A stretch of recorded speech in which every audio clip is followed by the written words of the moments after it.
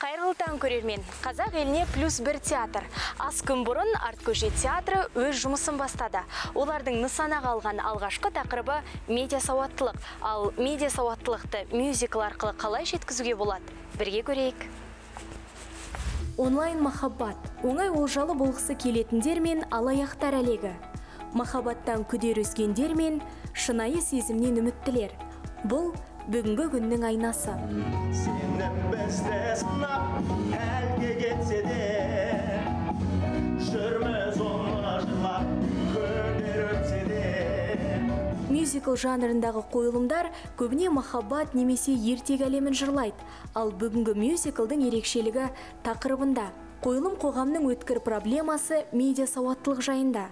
Сен деп аталатын камералық мюзиклдің сюжеті медиа платформалардың пайдасы мен қауіпті тұстарын ақтарады. Ақпарат тек қана бір геосаяси жағдай емес, тіпті жай адамдардың күнделікті өмірінде, тіршілігінде, тіпті қарым-қатынасының бәріне араласып кеткен. Тіпті медианы сауатты пайдаланбасаңыз, ол сіздің бір үлкен жауыңыз сияқты. Өте көп қиыншылықтарға ұшырауыңыз мүмкін, алдануыңыз мүмкін. Ал сауатты болсаңыз, ол сізге білімді де береді, бизнесті де береді, қарым-қатынасты да береді. Бұл «Сен» мюзиклі осы оқиғалардың айналасында өрбиді.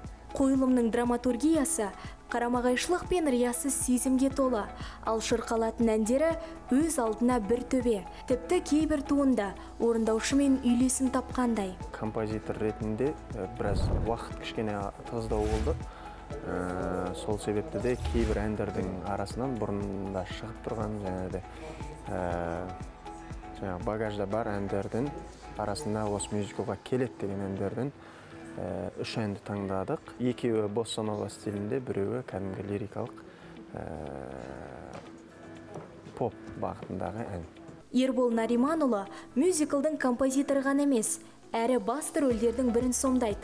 Онымен бірге актерлық труппада Жарқынай Ханайым Таңшолпан Нұртілеуқызы, Тюдензе Гютах лақабатымен танымал Нұрбек Елемесов, Әшім Ахметов, Шадияр Ғалымжан, Жаслан Көпберген, Темір Сұлтан Мейірбеков өнер көрсетеді. Осындай кәсіби әртістерді жүйелі жұмыс істетіп, қағаз бетіндегі идеяны толықтай мюзикл еткен режиссер Ислам Нұртазинді де ұмытпаған жөн. Пьесаның өзінің аталуы да «Сен». Адам сену керек. Бұл жерде екі басты кейіпкер бар. Ғалымжан және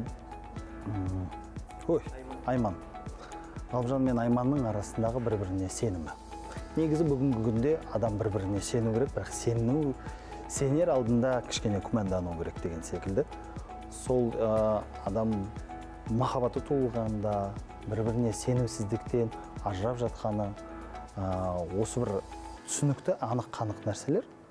Бірақ мюзиклдің тілімен, музыканың тілімен, драматургияның тілімен осыны таза жеткізу, әрине ол оңай дүние емес. Мюзикл адамдардың сенімі туралы. Сенімге селкеу түспесін десеңіз, сауатыңызды арттырып, білімді, ашық болуға тырысу керек. Медиа кеңістікте өзгеге шүбәсіз сенудің өзі жеке құқығыңызға зиянын тигізуі мүмкін. Өзіңізге сеніңіз, сонда өміріңіз де өзгереді.